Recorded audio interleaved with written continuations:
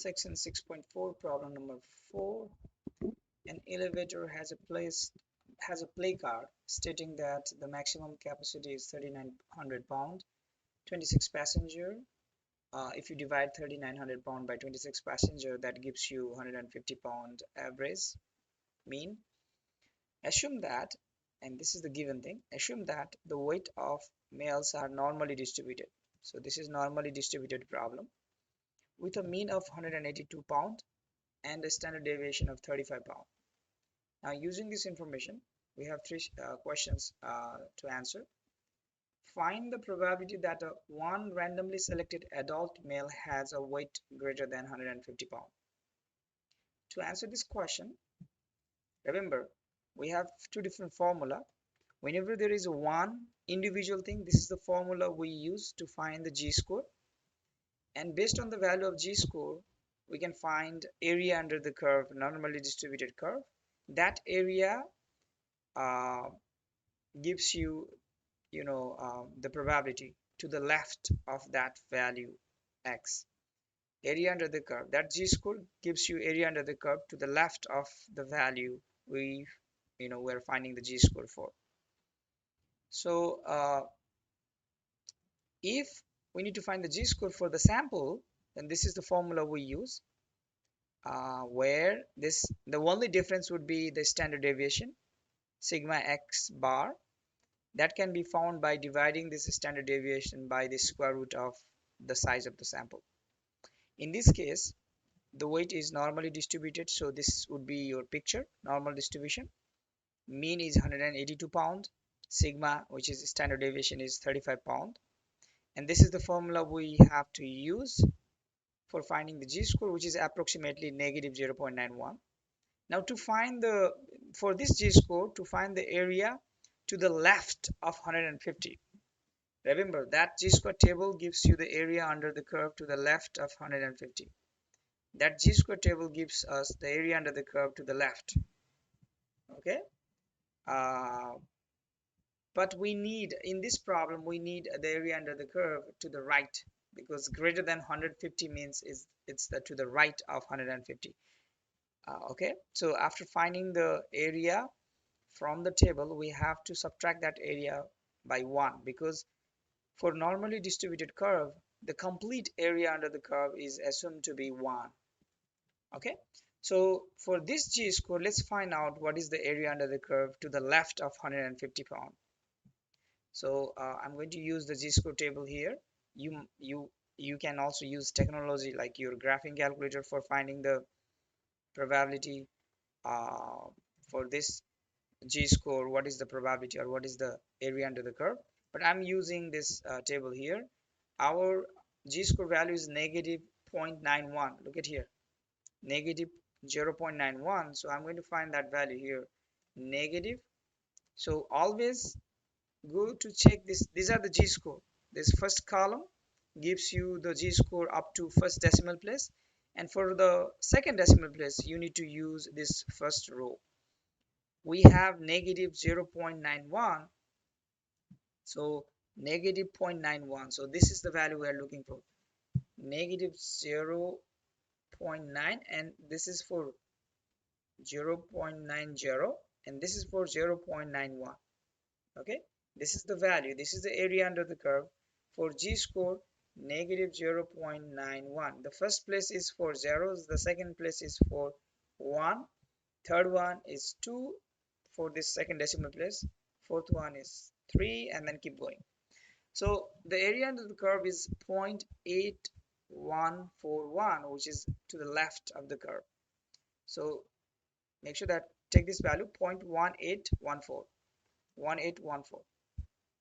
So the area under the curve for this value 150 to the left is 0.1814. It always gives you the value area under the curve to the left, but in this particular problem we are looking for the value, the probability that one randomly selected adult male has a weight greater than 150. So remember, this area represents actually probability, the chance. Okay, so if you find the area here, that means you are finding probability, but this area is to the left. We need area to the right. So area to the right can be found by subtracting area to the left from 1, because altogether this combined area to the left and to the right is 1. Okay, we are looking for this. We have given this part, which is 0.1814. Make sense? So for finding the area under the curve to the right of 150 is 1 minus this value, 0.1814. If you subtract this value on your calculator, I'm going to use my calculator here. Simple. 1 minus 0.1814. That gives me 0.8186. 0.8186. So that's the probability. If you randomly pick one person, and that person have 150 pound weight, and the chances of that weight is 81%, 81, 86. So the answer for this question is, you have to round it to the 4 decimal places, 0.8186. Okay, now to answer the second part, here we're using the sample. We are going to do exactly the same thing we did here, but instead of using this formula, we are using the second formula. Remember, the sample mean is 150, and then the mean of that sample mean is again 182. That's the same thing, but the only difference would be the standard deviation, which is sigma over square root of n. Here n is the sample size. In our case, it's a 26. So when we try to find the g-score using this formula, it will be approximately negative 4.66. Now if you go and check your g-score table or use your technology, the g-score table, as you can see that there is no value after negative 3.99. As you can see that at negative 3.99 g-score, the area under the curve is 0.0003. That means it's negligible. So whenever the value is less than negative 3.99, we assume that area under the curve to the left of that value is 0.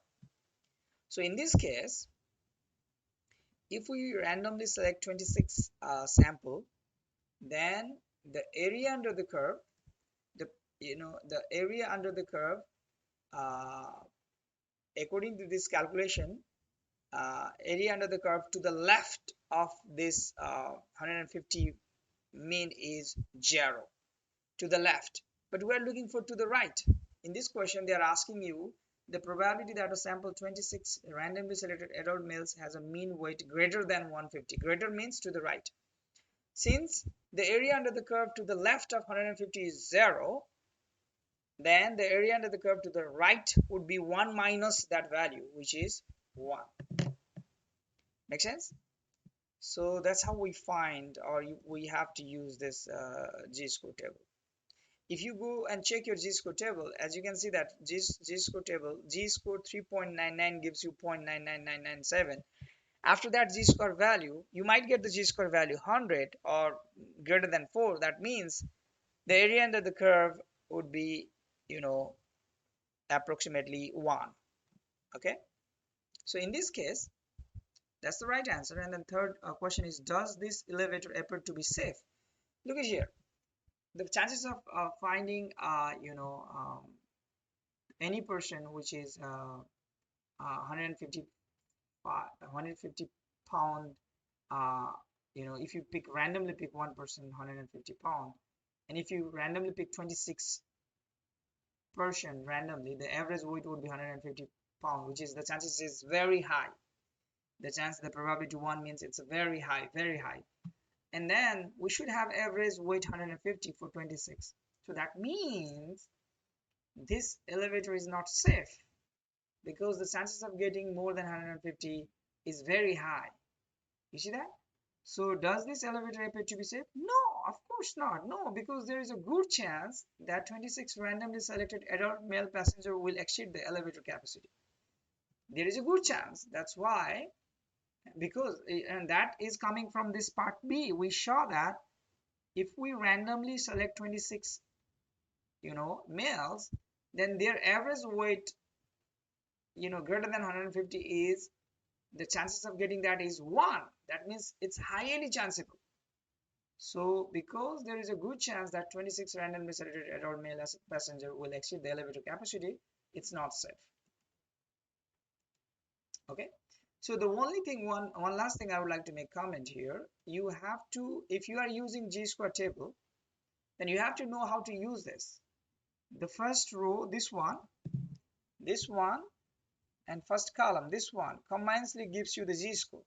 And corresponding to this G-score, these are the value for area under the curve to the left of that particular value for which you computed the G-score.